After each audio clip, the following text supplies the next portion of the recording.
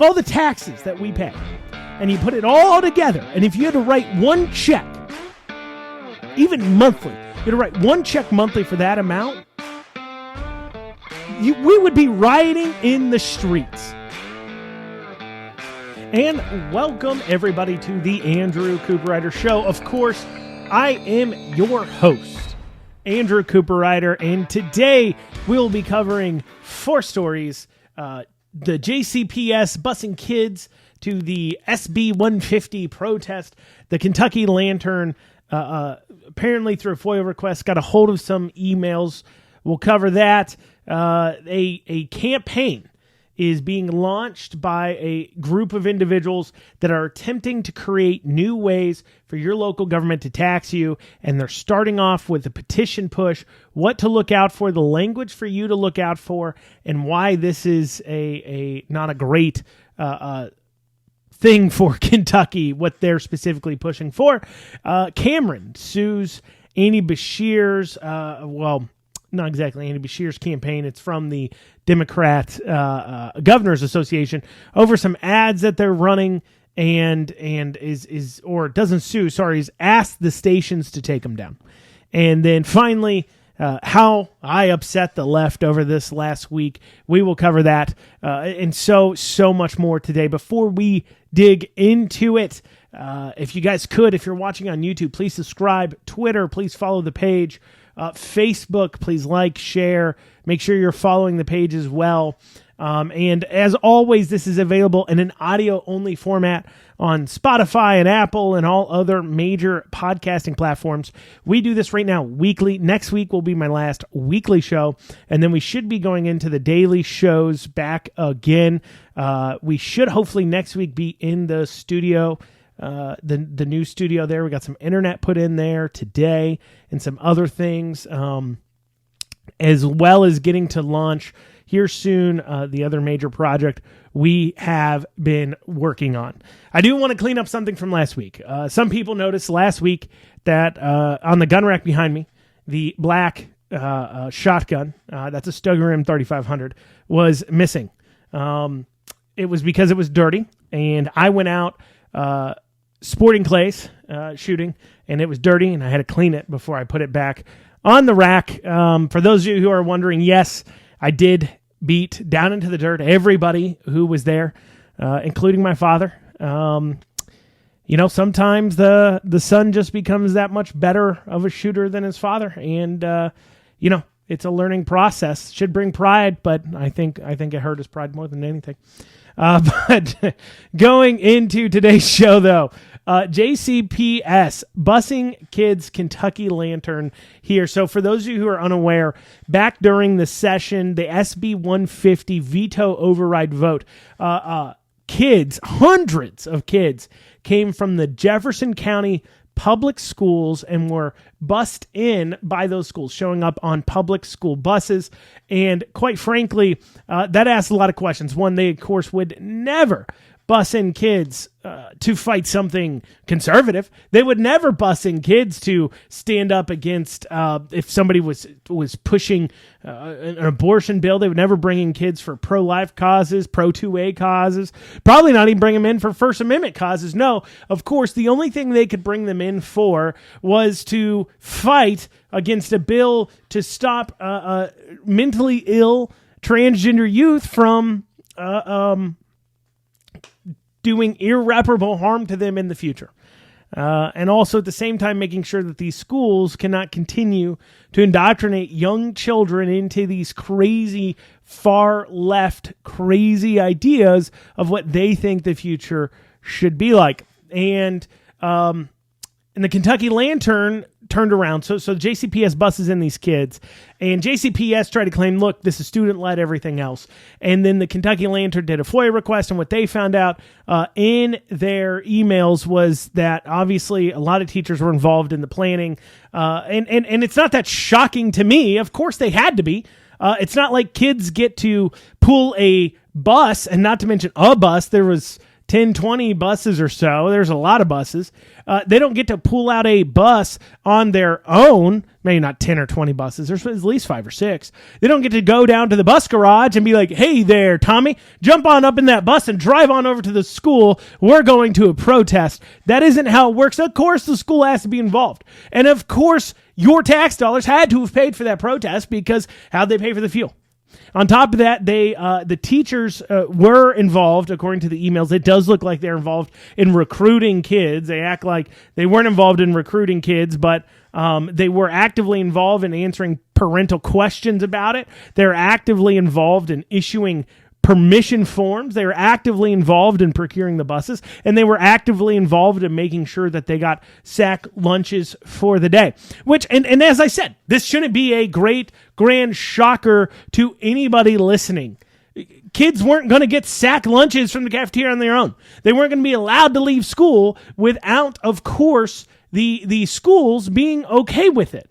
We know this. This shouldn't be shocking. But yet, they tried to gaslight us, tried to tell us not the case, and what did we discover? Well, not so much, and of course, that's what those emails backed up. Your tax dollars, my tax dollars, going into that situation. You Decide campaign. The You Decide campaign is looking for ways to tax. So, for those of you who are unaware, the You Decide campaign is starting to pop up on Facebook. And so I actually sat down with the group behind this campaign when I was running for state treasurer. Now, what they're fighting for is local option sales tax. And that's what they want to have. They want to have local option sales tax. Now, I'll tell you this right off the bat. I am for getting rid of income tax of any kind and then putting in place a sales tax if that's what we need to do. Because there is a very real problem our counties are having. Quite frankly, a lot of our counties, especially rural counties, are not able to capture revenues. They have to provide our basic services, such as police and fire and roads and water and all these things, but they don't have the revenues coming in to be able to afford to pay for that, because right now, counties, cities, but counties here, they can only charge occupational tax, which is a income tax, occupational tax. They can charge a tax on insurance. They can charge property tax. They can charge, a few other taxes here or there, but their main source of revenue for most of these counties is this occupational tax. And that's why this push for jobs in certain areas becomes such a big deal, is because cities, counties, and cities they can't survive because they don't have the employers. Because these bedroom communities, if you take a county, like I said, last week I talked about this, county like Garrett, where there's not a whole lot of employers in that county. People live in that county, but they work in other counties, but they can't capture revenue through just occupational tax, but you give them the ability to capture revenue through a sales tax, and that can fix their situation. But I'm not an advocate for adding more ways that our government can tax us. We're already taxed too much. If I could wave a magic wand, what that would do by putting in place that tax, we would see the state then lower their own sales tax, which they could afford to do if they decided they're going to stop redistributing the wealth amongst counties. Because right now, this is what they have to do. They have to redistribute wealth amongst counties by taking it in from citizens through sales tax, through the myriad of other taxes that our state puts upon us. And then they hand it back out to these counties that are not currently surviving. They're not currently surviving on their own, and they do that in order to ensure that these counties stay solvent. But at the end of the day, if we're able to change the way we're taxing, where the redistribution of wealth doesn't need to occur, we're saving the 20% on the money that's being handed out, because that's about the administrative fees. Well, at the same time, the state could lower its sales tax and allow that to happen. Would the state do that? Look, that's up to you to hit up your legislators and make sure they did that. But I tell you this much right now, the first step to getting there would be taking a local option sales tax, allowing that, but getting rid of local income tax, that occupational tax. That is something I'd be for. But in order to do that, we do have to make a change. So here's the problem. I recognize that these counties and cities have an issue with revenues. They do. These rural ones especially, they do. And a large part of that, once again, is because they provide most of your daily services while pulling in not most of your tax revenue. So how do we fix that? And the way we can fix that is by giving them the ability to pull in the revenues they need to bring in without the state stepping in. However, the only way, that's a real problem that we actually have, that actually has to be addressed here in Kentucky. However, the only way I'm okay with putting forward a local type option sales tax is if we get rid of the income tax in the foul swoop. Now, in order to do this, we have to change our state constitution. Our state constitution outlines the way that our counties are able to tax. And for this reason, we have to have a constitutional amendment change. That means we have to both have legislators vote to pass the bill to create the constitutional amendment, while at the same time, citizens have to be convinced to vote yes for this. And how are they going to do that? How's this group going to do that? Well, what this group is trying to do, and it's the same thing that we see time and time again that both conservatives and Democrats, but right now it's mainly conservatives, do all the time. They take an issue that people like you and me would probably agree on. Things like, these electric vehicles aren't paying anything for the roads. The roads are taken care of through a gas tax. Electric vehicles aren't buying a gas tax. So, maybe the electric vehicles should be charged a yearly road fee to help pay for the roads because that upkeep, they're not contributing to that upkeep and it's relying upon us who drive gas vehicles. That's not fair. Okay, and you take that there and you take that primal urge of an individual to want to make sure taxing is fair, whatever that means. I mean, what's a fair amount of somebody else's stuff? But to make sure that the consumption taxing is fair. And they take that urge and then they add more to it. And we see this with the gas tax bill. They look at the road fund. They say it needs help. They take something we agree with. Well, let's charge these EVs a tax because they're not paying that gas tax that goes into the road fund. But then they try to increase then the gas tax. So they take something we do agree with and then try to increase the gas tax. So that way when you challenge them, that way when the legislators got to sell this to the citizens and they got to defend why they raised your taxes, they can say, well, you don't want the EVs. They're not paying their fair share. That's not fair, is it? And you'd be like, no, it's not fair. And that's why I voted for it. And then you shake your head because they believe you're an idiot who isn't going to think critically for 5 seconds. So don't be an idiot. Think critically. Okay? Answer yourself this. 1 or 2 questions here. Do you believe every penny the government is spending is being properly spent? No. Before we even talk about raising another tax, even if it's a tax I generally agree with, like EVs need to pay their fair share. Maybe we should be at first saying, look, does the government even need more money at this point? Are they taking care they have? Are they being good stewards with the money they're being provided? If the answer is no, they're not, then we don't need to give them another bloody penny. I don't care who it's from. I don't care whatever fair pitch you want to make. Before we bless you with more dollars, learn how to manage the money you got. That's biblical. But putting that to the side, let's pretend they do. And you say, okay, yeah, I see that point. Let's put in place that EV tax in order to make sure that they're paying into the road fund too.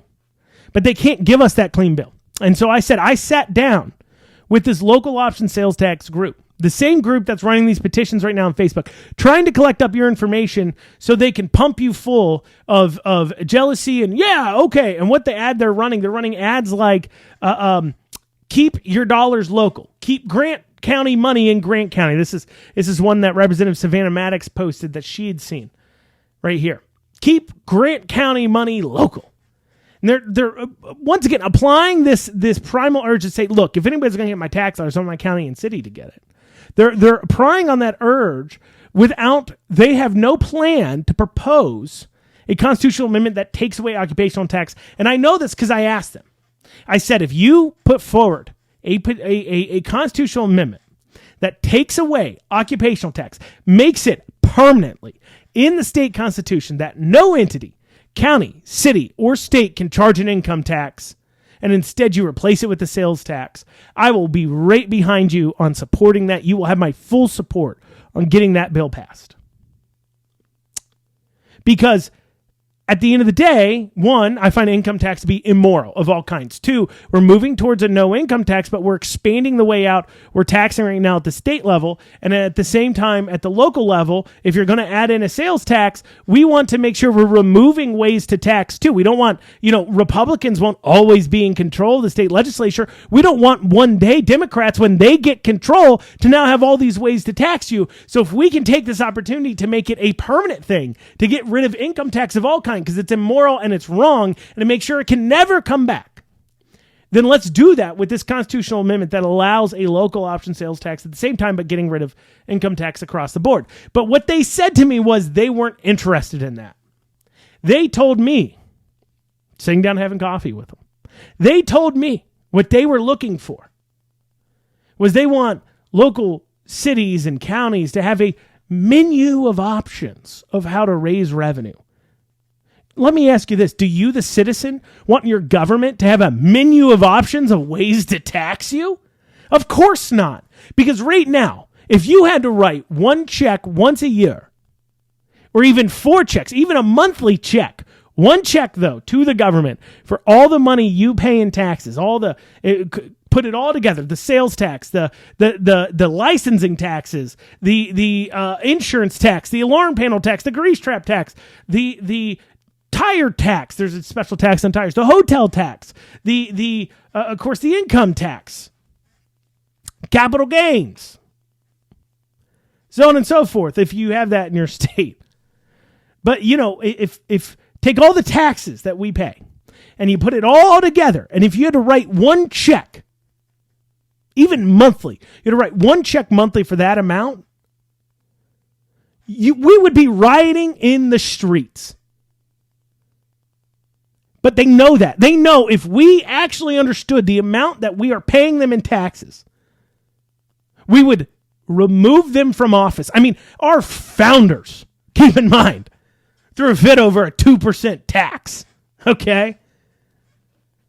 If you had to sit down and write that check every month, one lump sum, and that's all your cities, your counties, your state, and your local and your federal government got, we would be rioting in the streets. They know that. That's why they want their menu of taxes. And they're going to sell this to you. They're going to attack on these primal urges. Do not fall for it. Do not fall for it. Do not support a bill that allows local option sales tax that does not get rid of income tax. Do not support a constitutional amendment. I'm going to say this again. And you call your legislators, you call your state house reps, you call your state senators, you tell every politically involved person you can, look, there's a group out there, well-funded too, because of course the people who want to take our money are always well-funded. And they want to add a local option sales tax without removing local income tax. We will not support that. Call up your legislator, state house, state senate, and say, do not support a constitutional amendment that allows local option sales tax without getting rid of local income tax. We do not need another way that we're taxed, period. So that's on you to do that. Get on that today. All right, Cameron tried suing over some ads. Or not suing over ads. I keep saying suing. He didn't sue them. He sent a strongly worded letter to these TV stations saying they need to pull Andy Bashir's ad. We haven't seen the ad yet. Ad hasn't came out yet. It's not. I don't think it's set to come out for about another week.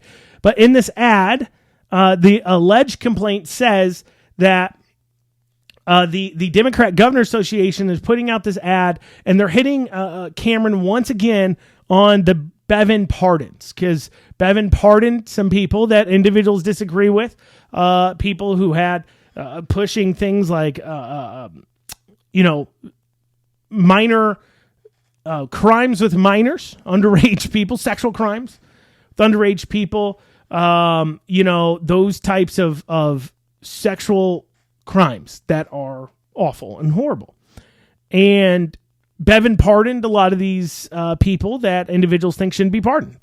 And maybe rightly so, too. I mean, I don't know each individual case.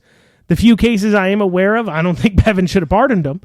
So anyways, my point is that they're trying to attach Cameron to those pardons. And I guess in Cameron's current office, works a few individuals who somehow were tied to the pardons. They were not themselves pardoned, but they somehow are associated with individuals who are pardoned. Who knows what that association means? Look, I've worked in politics. You all pay attention to politics. You know that you can draw an association from all kinds of people, all kinds of connections. You can make that connection if you wanted to. I could connect anybody I wanted to anybody I wanted to if I felt like trying hard enough when it comes to the political realm. But putting that to the side. Shoot, I could connect Andy Bashir and Cameron. They're running against each other. I could connect them in such a way in an ad you would think they were best buddies. I could. They've got some similar histories as far as where they've worked and stuff. But anyways, putting that to the side. In his office works, I guess, some of these individuals who are involved with those pardons. And so this ad is trying to paint the light that Cameron is somehow tied to these pardons because these individuals work in the office that are somehow associated with individuals who were pardoned. And so that's a 2 or 3 degrees of separation, but they're bridging that gap. But the way the ad looks, and this is according to the Cameron complaint, the way the ad looks, it looks like the connection that they're making is such that it makes it seem like the individuals Cameron has hired themselves are pedophiles and rapists and other things like that, not just associated with individuals who were pardoned for those types of crimes. And that was the complaint. Personally, I don't think Cameron should have issued the complaint. Because the complaint itself doesn't seem strongly worded. I guess the hope is they take down the ad, but I feel like you're drawing more attention to that ad. I guess you're trying to push back and say that it's not true. Maybe that's the case. Maybe it did accomplish that. I don't know. But be on the lookout for those ads. Just remember about Cameron issuing the complaint over that, and look into it. So let's go into how I upset the left. So the other day here, I tweeted out a fantastic little tweet. You know how I am when it comes to my Twitter. Now, for those of you who don't follow me, you can follow me at KY Cooperrider on Twitter. That's at KY Cooperrider, Cooperrider on Twitter. And you can see all the fun Twitter things that go on my Twitter. All kinds of fun little tweets. But what I tweeted out here. So this chaplain at St. Elizabeth Hospital, that's there in Northern Kentucky. He tweeted out this thing saying, "Friends, I received," he didn't tweet out, he sent out a post. He made a post on Facebook that said, "Friends, I received the notice this morning that I will be terminated from my position as hospital chaplain in 30 days if I do not complete the mandatory diversity, equity, and inclusion training module by 6:30. No exemption will be granted. This year, the module requires first-person affirmations and direct opposition to my sincerely held religious convictions as a follower of Jesus Christ. I cannot complete it. I have requested a meeting with my administrators, my prayer that our glorious risen Lord will be glorified in this situation." Now, this is a chaplain working at St. East in the hospital system, obviously doing very important work. And he's being asked to make first-person affirmations and direct statements. So what does that mean exactly? So understand what first-person affirmations mean. So if I'm saying that I'm making affirmations, it involves normally me looking into the mirror or what have you, saying, "I am great. I am amazing. I am a incredibly awesome person. I will achieve." Like my son, he golfs. If my son's trying to become a better golfer and he's using first person affirmations, he'd look at himself in the mirror and say, "I am the greatest golfer. I am a great golfer. I will go out there and play well." And the idea being, if you make those affirmations, you end up doing better. It's kind of this idea behind it. And I'm not saying I agree or disagree with it, but for those of you who don't know what first person affirmations are, that's what it is. So I have to guess that this module requiring first person affirmations is requiring statements like, "I support LGBTQ people," or "I am racist," or "I am whatever." These first person affirmations that says that you recognize and are supportive of things you disagree with. Because clearly if it's DEI, diversity, equity, and inclusion, that clearly is pushing on these types of ideas. I mean, we all know that the diversity, equity, and inclusion involve the LGBTQ gender agenda with the critical race theory agenda. It's these ideas that everybody's racist, everybody's awful, everybody's a bigot, and they want you to respond with this. And so I tweeted out that statement there with the caption, this is happening at St. Elizabeth Hospital right here in Kentucky. Due to Kentucky's arcane certificate of need laws, the state enforces healthcare monopolies in Kentucky and does not allow competition. Lack of competition due to corruption lead to situations where a Catholic hospital can mandate people violate their religious beliefs and face no repercussions from the free market. So what do I mean there? For those of you who are unaware, certificate of need is this law set in Kentucky that control our healthcare systems. There's been some talk about this in Northern Kentucky, especially because you have the St. Elizabeth Hospital system in Northern Kentucky and not a single other one. And the reason why is because of certificate of need. So before you, as a hospital, can build a wing, build a location, add beds, even buy equipment, you have to go to the state and get a certificate of need filled out. And then that certificate of need says you can do those things. You can add those beds, you can buy that equipment. Well, certificate of need means that the area, quote unquote, needs it. These laws were put in place decades ago, and originally they were being used to encourage hospitals to go out into rural communities, underserved communities. Now, most states that have put these in place back in the 70s and 80s have since removed those laws because they realize that they suck, but not here in Kentucky. We still have them. And so that means that if you want to open up a hospital in Northern Kentucky, the state then turns to your would-be competitors, which in Northern Kentucky, a huge populated area, is only one hospital, St. Elizabeth. And they turn to them and say, does the area, can you fulfill the needs of this area, or do we need another hospital? And that hospital can say, no, we got it. We got it handled. And then the state can turn around and say, nope, no certificate of need needed. This isn't needed. You don't get your sign off. That is a state-enforced monopoly system. And it also means for somebody like a chaplain, chaplains are working, that's intensive care units, that is the ER, though that's a large hospital operation. That isn't just some outpatient, that isn't some just independent doctor. That is literally people who are deathbeds, people dealing with crises of faith. I mean, he's a chaplain after all, right?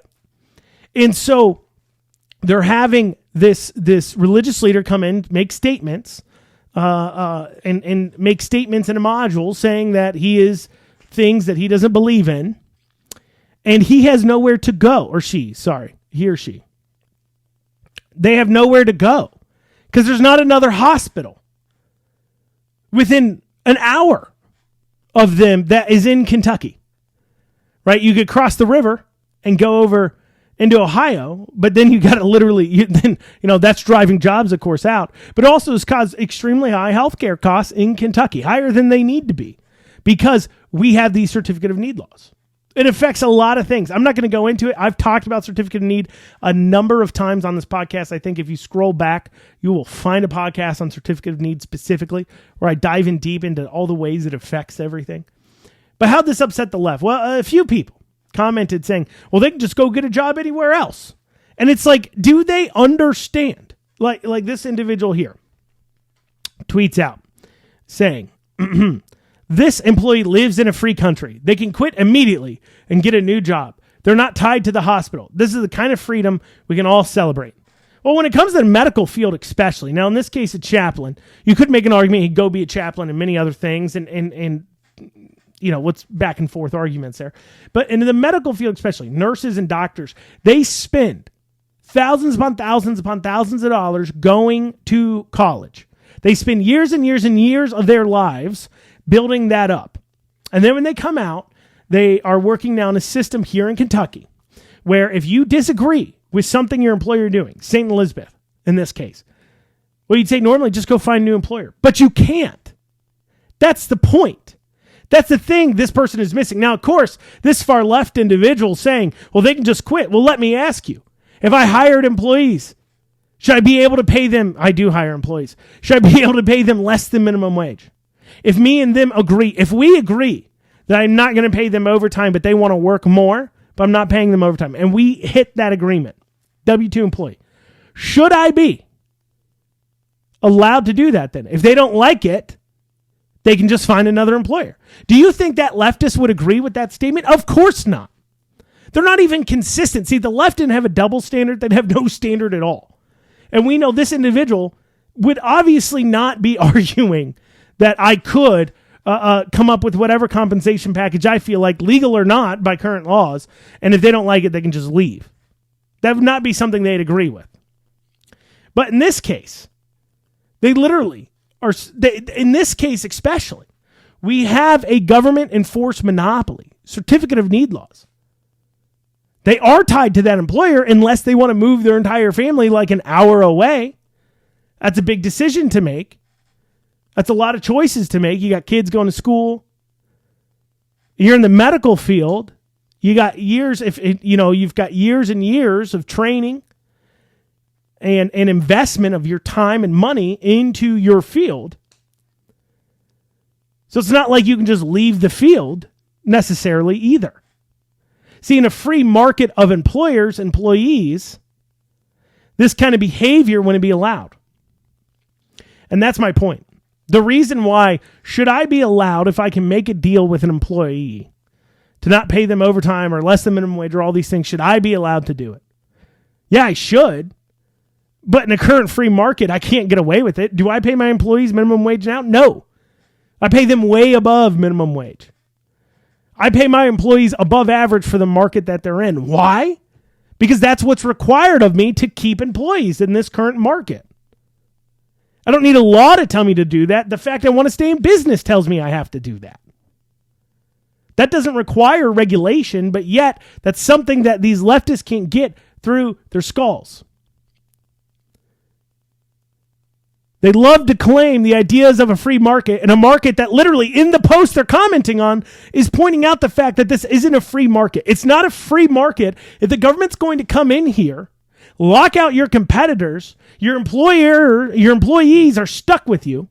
This isn't a free market when your employees have nowhere to go and your customers have no one else to go see because you're using the corrupt and tyrannical state government con laws, certificate of need laws, to hold yourself in place. That is unacceptable. Not only should this hospital be held accountable for doing such things and violating this person's individual beliefs, but this should be point one on why we need to be getting rid of certificate of need laws here in Kentucky, because it allows this kind of egregious behavior out of medical employers and businesses. It allows them to do whatever they want. We saw this during COVID with vaccine mandates. We see this now with these types of DEI modules. They will continue to be able to push whatever agenda they want to and then run under the banner of I'm a private business, yet they're using government to make sure they don't have competitors. You're not a private business if you're using government to make sure you don't have competitors. You're not. Don't ask the government for anything. Do whatever you want. That's my opinion. Well, guys, that's what we have time for today. Thank you all so much for joining us. As always, this is the Andrew Cooperrider Show. Please like, comment, subscribe, share, get it out there. Thank you all so much, and have a wonderful rest of your day.